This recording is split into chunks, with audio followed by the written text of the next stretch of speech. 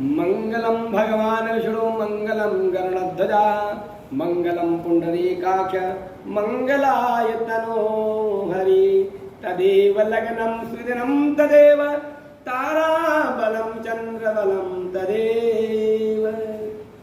अभी जो महाराज विवाह के अच्छे अच्छे मंत्र उच्चारण हो रहे हैं, वेद पाठी ब्राह्मण मंत्र करा करके लोगों को पारिवारिक जीवन को जोड़ रहे हैं, ये जीवन का बड़ा आनंदमय रहा।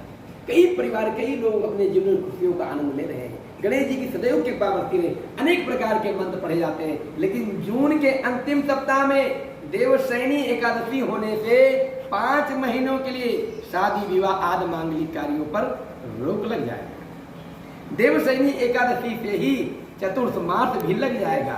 ज्योतिषाचार्य के अनुसार शादी विवाह के लिए 7 शुभ मुहूर्त हैं। संपत्ति खरीदने और वाहन खरीदने के शुभ मुहूर्त 13, 17 जून और इसके बाद 11 जुलाई तथा 8 और 20 व 28 अगस्त, 17, 20 व 29 सितंबर को है। इसके बाद 18, 23 और 27 अक्टूबर को है। मुंडन संस्कार के लिए 8 तारीख, 14 तारीख, 21 व 28 जून तथा यज्ञोपवीत उपनयन संस्कार के लिए 5 तारीख जून का महीना, 8 जून का महीना, 14, 21, 22 व 28 जून को शुभ मुहूर्त है। उसके बाद आपको ध्यान देना है, कहा गया है कि जून के बाद में कोई शुभ मुहूर्त नहीं है।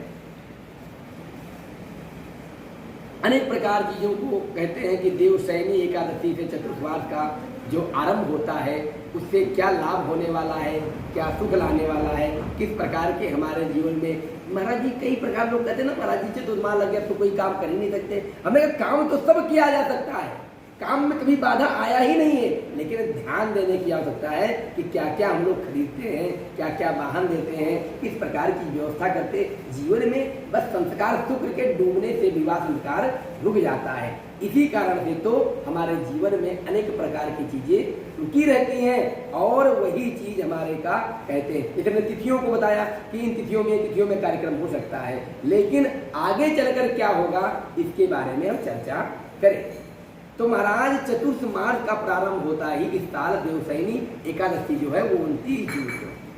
इस दिन से भगवान विष्णु देवशयनी एकादशी जो भगवान जो जागते हैं, बड़े प्रेम से लोग जगाते हैं और कहते हैं महाराज आज अयोध्या में परिक्रमा है, इसकी पंचकोशी का, वो देवशयनी एकादशी होता है। जो 4 महीने के बाद में आता है और उसमें योग निद्रा से बाहर आएंगे।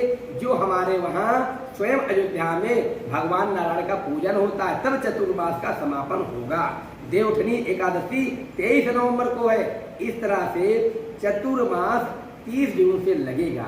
इसमें कहा गया है कि साधु संत जो सन्यासी होते हैं वो नदियों को क्रॉस नहीं करते हैं, कहीं यात्रा नहीं करते हैं। जहाँ साधु है वहीं पर आनंद से भजन कीर्तन उस क्षेत्र में, उस ग्राम में, उस स्थान पर प्रारंभ हो जाता है और 23 नवंबर को वह समाप्त हो जाएगा।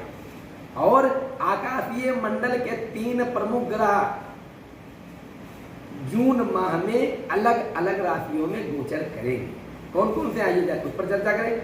9 संवत्सर 2080 के राजा और व्यापारी ग्रह बुध का 7 जून को रात 7:41 पे मेष राशि में विषम राशि में प्रवेश होगा।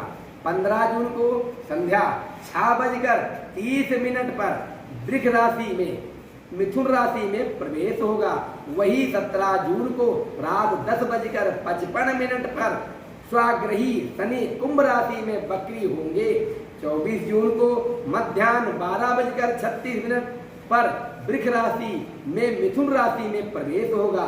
ज्योतिषाचार्य के अनुसार जो हम लोग बताए हैं, इन ग्रहों के राशि बदलाव से आने वाले दिनों में विभिन्न राशि के जातकों को कई परिणाम अच्छे मिलेंगे। कोई भी चीज है, जैसे हमारे सब ज्योतिषाचार्य लोग बैठे हैं तो आपस में चर्चा भी तो करते हैं, तो हमारा भी एक राय अपना है, मैं उसको आपके सामने व्यक्त करने का प्रयास कर रहा हूँ। और इन ग्रहों के राशि बदलाव से आने वाले दिनों में विभिन्न राशि के जातकों को कई परिणाम मिलेंगे। शनिदेव के बकरी होने से सीजन में उतार चढ़ाव होगा।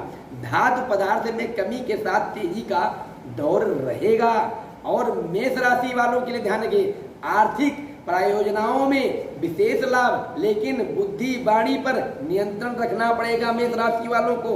और वृषभ राशि वाले जो ध्यान रखें, मनोबल ऊंचा होने के साथ ही कारोबार से लाभ, लेकिन यात्रा से कष्ट का संभव भी हो सकता है।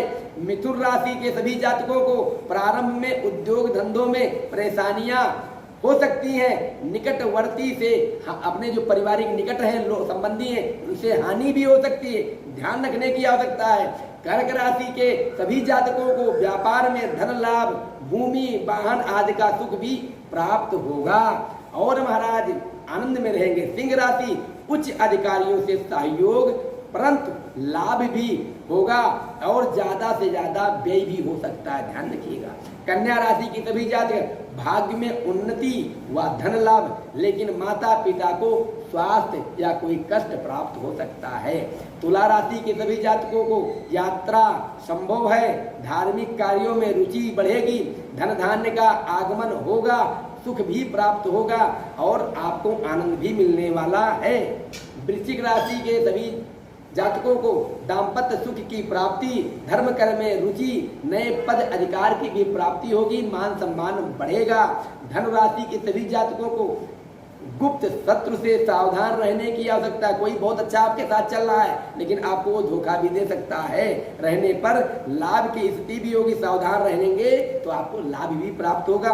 पिता के आज्ञा का अनुसरण करें, उन माता पिता का चरण जरूर छुएं। मकर राशि के सावधान जातकों को रहना चाहिए, क्या क्या, बुद्धि के चतुरता से कार्य पूरे होंगे, नहीं तो अनेक प्रकार की विपत्तियां भी आ सकती हैं। कुंभ राशि के सभी जातकों को कार्य की अधिकता से मन के असंतोष हो सकता है मन में, लेकिन सगे संबंधियों से अनबन का भी संभव हो रहा है, तो सावधान रहे, धैर्य रहे, चुप रहे, जहां तक हो सके कम बोले।